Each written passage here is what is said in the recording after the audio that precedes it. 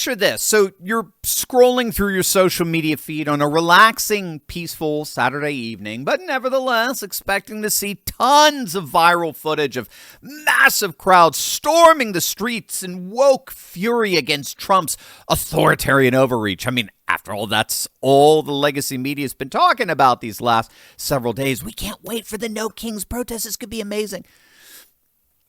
But instead, you see something that looks more like, well, frankly, a nursing home outing, a literal geriatric field trip made up of predominantly, overwhelmingly insufferable liberal white boomers.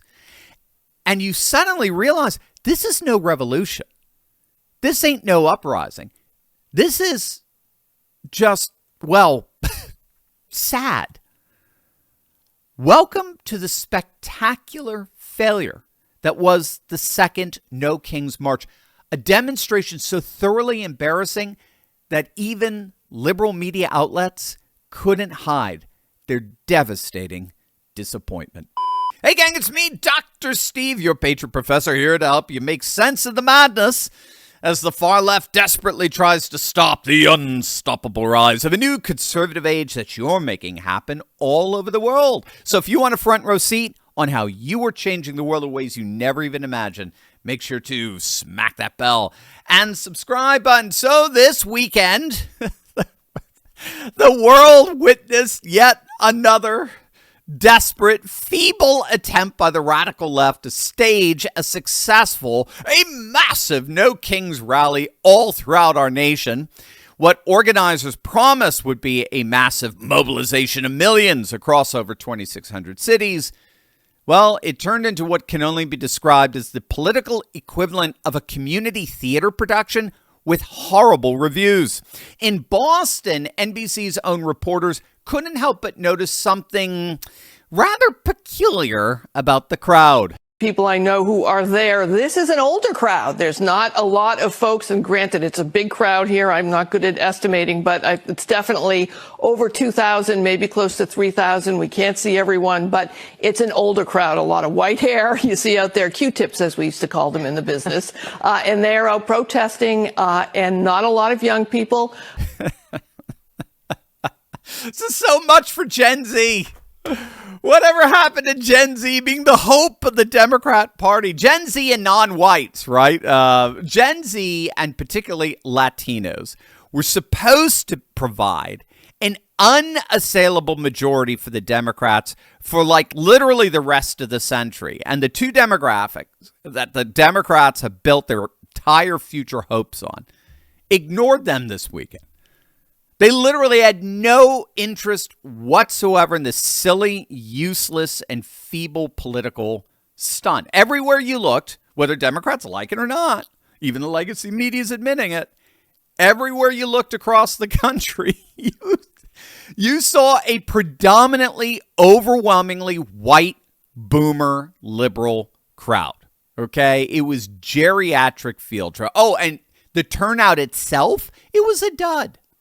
Far from being the political earthquake that the legacy media was hoping for, a turning point in our nation's history. No, it turned out to be little more than a drizzle.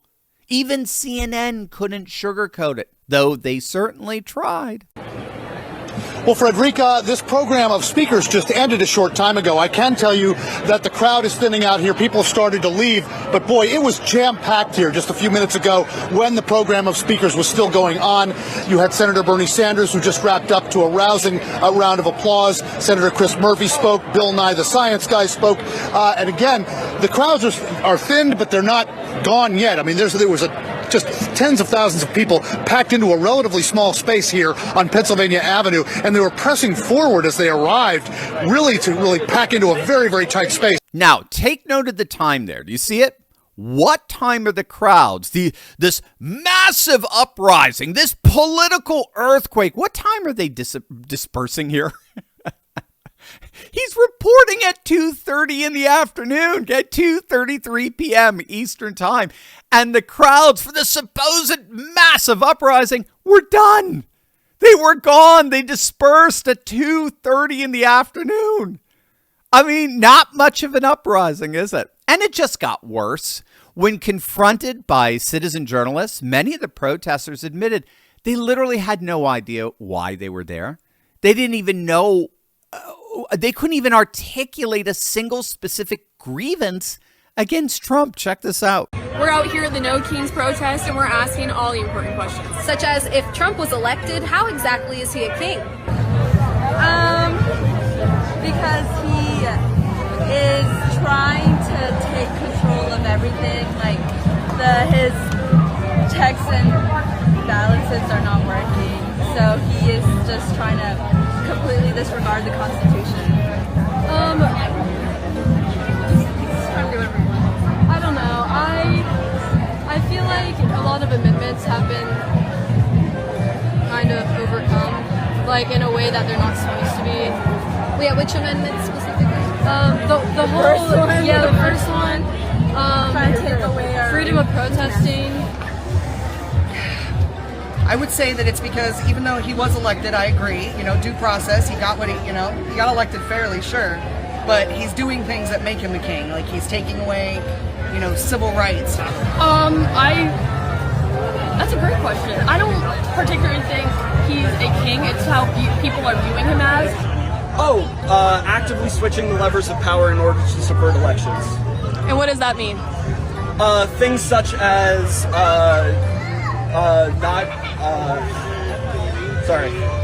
trouble coming up with words. Now, despite all that obvious political illiteracy that the Democrats both foster and exploit, perhaps most telling was what happened in Chicago, where the quote-unquote peaceful protest quickly devolved into exactly what we've come to expect from these manufactured movements. What began as yet another staged demonstration transformed into a full-blown riot outside the ICE facility there. Something very similar happened as well in LA. So while the geriatric uprising didn't get Gen Z or Latinos to join in, they did get assistance from Antifa, which again is such an indictment as to the current state of the Democrat Party.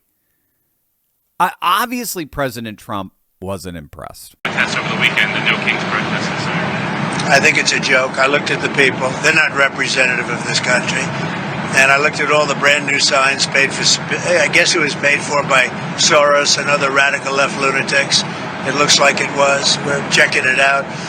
The demonstrations were very small, very ineffective, and the people were whacked out. When you look at those people, those are not representative of the people of our country. Mr. President, besides San Francisco... By the way, I'm not a king. I'm not a king. I work my ass off to make our country great. That's all it is. I'm not a king at all. And of course, he's absolutely right. This is a theater of the absurd. He's obviously not a king. As Mike Johnson pointed out on the Sunday talk shows, if Trump were a king, the government wouldn't be shut down right now. If Trump were king, all those protesters would be designated as treasonous, and every one of them would have been arrested. Dictators don't allow mass demonstrations. Authoritarians don't allow for exactly the kind of protests we saw over the weekend. What we saw is what's technically known as a performative inconsistency. Their whole argument was refuted by virtue of what they did in the argument, by virtue of their actions. It's like if I said, I cannot express myself with words. What's wrong with it? Right? What's wrong with it? It's technically called a performative inconsistency, a performative contradiction. I contradict, I refute what I'm saying by virtue of me saying it. I'm refuting my claim that I can't express myself in words by expressing myself in words. I'm explicitly doing what I'm claiming I can't do. That's what we mean by a performative contradiction. That is exactly what the entire world witnessed over the weekend. We watched a bunch of sad, confused, angry, white liberal boomers refute their own claim that Trump was an authoritarian dictator by doing what any and all authoritarian dictators would not allow. The very fact that you had a No King's Day protest, as pathetic as it was, is proof that we have no king. Their own actions refute everything they affirm. They are the very definition of a walking contradiction. Speaking of, I know a lot of you have been wanting to get into crypto investing, like with Bitcoin or Ethereum, Solana, but you've always been turned off or intimidated by the volatility. The highs are great, right? The 30%, 40% returns. But what about the equally volatile lows? Well, gang, no more. Meet your knight in shining armor. Just like Trump succeeded where Biden's team failed, Block Trust IRA has a super AI system that Bitcoin Magazine named the #1 crypto technology platform in the world among 1,500 global competitors. And what that super AI does is it works 24/7 to analyze global market data and predict with uncanny accuracy the highs and the lows of crypto volatility. So Block Trust IRA then sells at the highs, but then they buy again at the lows, which mitigates the volatility, all the while you stand to make incredible gains. That's why I'm a proud client of Block Trust IRA. I have my own account with them, gang, and I can honestly say I love them, and I think you're going to love them too. Their mission perfectly aligns with President Trump's Make America Great Again agenda, smashing down the barriers between loyal patriots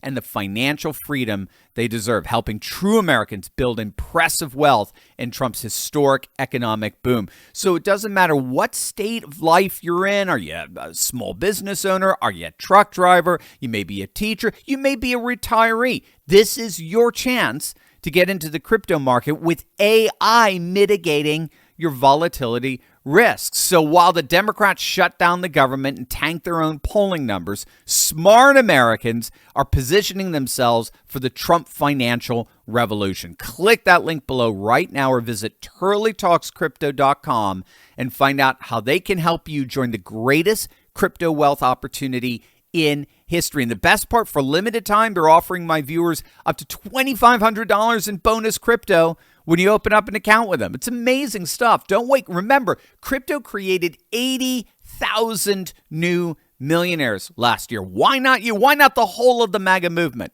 Come on, gang. Visit turleytalkscrypto.com. That's turleytalkscrypto.com. I think what we have to understand here in terms of making sense of all of this on what happened over the weekend, what we have to understand is that what we witnessed wasn't authentic political resistance. What we witnessed was the death rattle of a dying movement that's become addicted to symbolic gestures over substantive action. The phenomenon we observed on Saturday fits perfectly with what social scientists call performative activism. So we got a lot of performances here, right? We got our performative inconsistency, but we also have performative activism. It's political behavior designed primarily for symbolic effect, but not concrete results. And that's so key to get here. Unlike the civil rights demonstrations in the 1960s or the labor movements of the early 20th century, which had specific, achievable goals and employed strategic disruption and, frankly, put their lives on the line, modern liberal protests exist primarily as emotional outlets and social signaling mechanisms, right? And the key here, again, is that the demographic makeup that predominated these protests provides crucial insight into this dynamic, because you'll notice that the overwhelming presence of affluent, elderly white liberals reflects what social psychologists identify as symbolic management of protests. Symbolic management of protests. In other words, no one's putting their life on the line like Charlie Kirk did. No one. No one on Saturday put their life on the line. No one is subjecting their livelihood to risk like we did during the COVID craziness, or like the Freedom Convoy truckers in Ottawa, right, that got debanked with their bank accounts getting frozen, getting arrested and the like. No one, not a single person anywhere across the country that participated in this political theater risked anything. It was purely symbolic. Mike Cernovich pointed this irony out. Quote, "They get to hold their protests without a care in the world. No snipers on buildings shooting at them.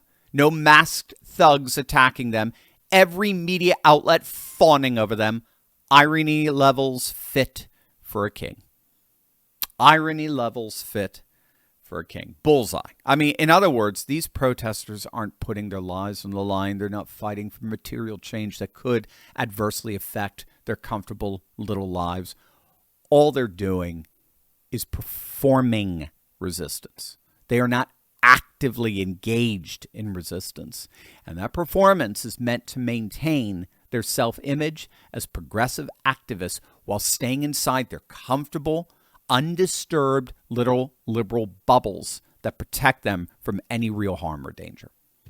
I mean, that's what the legacy media is today. They don't put themselves in harm's way, right? There were no riots in LA or Chicago. It's fiery but mostly peaceful protests. This is why the right is winning. The left has become soft and complacent in their virtual reality. They're weak and brittle. Whereas the right, like when you build muscle by constantly enduring resistance, the right, the MAGA right, is fit. It's literally physically fit, right? We're told physical fitness now is far right. We're fit. We're flourishing in faith and family. We're having kids. They're not. Our demographic is surging while theirs is literally plummeting. Our red states are flourishing while their blue states are languishing. What we saw over the weekend is a microcosm of the sad, decaying, dying state of the Democrat Party. Perhaps most damning for the Democrat left and the No Kings protesters is their complete disconnect from political reality. I mean, Trump won the popular vote. He carried all 7 swing states. He has historically high approval ratings for a second-term president, and he's implementing exactly the policies he campaigned on. This is democracy in action. Protesting the democratic process itself, which is what opposing lawfully elected officials implementing their campaign promises amounts to, reveals that these movements are fundamentally anti-democratic despite their rhetoric. I mean, we certainly saw it during the COVID craziness. The future of American politics will be shaped not by aging liberals performing resistance in the streets, but by younger generations who value authenticity over theater, results over rhetoric, and genuine Democrat participation over manufactured outrage. Precisely why Gen Z, and particularly Gen Z men, are so solidly on the side of MAGA. The No Kings March wasn't just a tactical failure.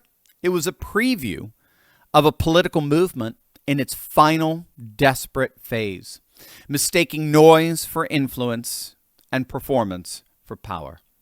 As Saturday's events demonstrated, there is a vast difference between authentic political resistance like the MAGA movement and expensive political cosplay. The former builds lasting change, the latter provides temporary emotional satisfaction while accelerating political irrelevance. The choice facing American liberals is clear. Evolve beyond performative politics or continue their march toward political obsolescence, one embarrassing demonstration at a time. Thanks so much for listening, gang. If you haven't already, be sure to head on over to turley.pub/news and sign up for our newsletter. That's where I share all the latest updates, behind-the-scenes news, and ways you can stay plugged into this growing movement of faith, family, and freedom. Big things are always in the works, and I want you to be the first to know. Until next time, stay strong, stay hopeful, and God bless.